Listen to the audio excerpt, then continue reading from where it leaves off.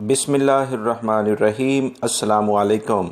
Saudi हुकूमत के local level पर हज की इजाज़त दे देने के बाद ये सवाल काफ़ी ज़्यादा गर्दिश कर रहा है कि कौन अफराद इस साल हज की सआदत हासिल कर सकेंगे जो कि सऊदी अरब में भी मौजूद हैं।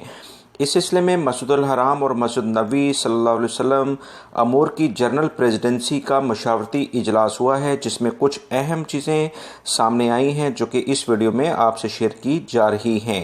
सऊदी वज़ीर हज और उम्रा डॉक्टर सालेह मोहम्मद ने बताया है कि सेहत के कवानीन पर मुकम्मल उतरने वाले अफराद ही हज की इजाज़त हासिल कर सकेंगे। सऊदी अरब के अहम टीवी चैनल से गुफ्तगू करते हुए उन्होंने कहा कि हज के लिए सिक्योरिटी फोर्सेस के अहलकार और फील्ड में काम करने वाले सेहत के अमले को सबसे पहली तरजीह पर हज की सआदत के लिए आगे लाया जाएगा। उन्होंने कहा कि मुख्तलिफ ममालिक के शहरियों और इनकी तादाद का तयन भी मुख्तलिफ सेहत की शराइत के लिहाज से ही सामने आएगा। वज़ीर सेहत का कहना है कि इस साल हर एक को हज की इजाज़त नहीं होगी।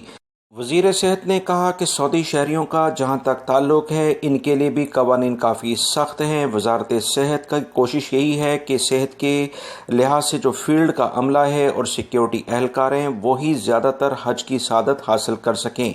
दूसरी जानिब हरमैन जनरल प्रेसिडेंसी के सरबराह ने बताया कि आज़मीन हज की इस्तकबाल की तैयारियां मुकम्मल कर ली गई हैं। मस्जिदुल हराम और मस्जिद नबी अमूर की जनरल प्रेसिडेंसी ने मशावरती कौंसिल का एक अहम इजलास किया है।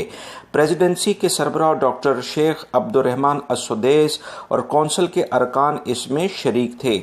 इस अस-सुदैस ने इजलास में कहा कि शुक्र है हालात मामूल पर आ रहे हैं, लॉकडाउन ख़त्म कर दिया गया है। हुकूमत ने वबा से निपटने और वायरस को फैलने से रोकने के लिए मुकामी शहरियों और मुकीम गैर मुल्कियों में आगाही मुहिम जिस कदर तेज़ी से शुरू की है, इससे बहुत अच्छे रिजल्ट आएंगे।